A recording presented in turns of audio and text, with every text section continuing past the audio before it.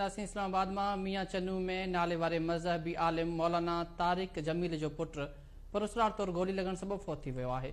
अफ़सोसनाक खबर बाबत तव्हांखे आगाह कयूं पिया। मियाँ चन्नू में नाले वारे मज़हबी आलिम मौलाना तारिक जमील जो पुट पुरस्कार तौर गोली लगन सबब फौत थी वियो है। इन हवाले से असद शहर असांखे जॉइन किया इस्लामाबाद में। असद, छा मामलो आहे?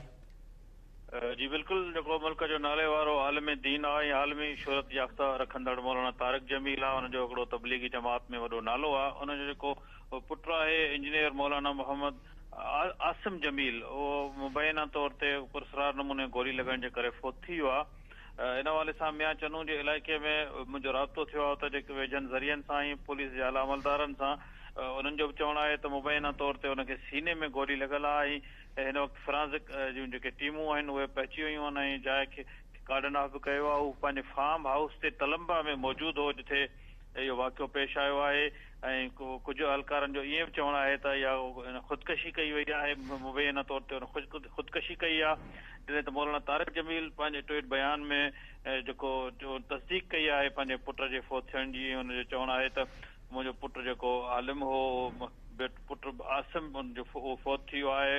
हीउ असांजे ख़ानदान लाइ इंतिहाई सोगवार माहौल आहे ऐं इन जे लाइ दुआ कई वञे।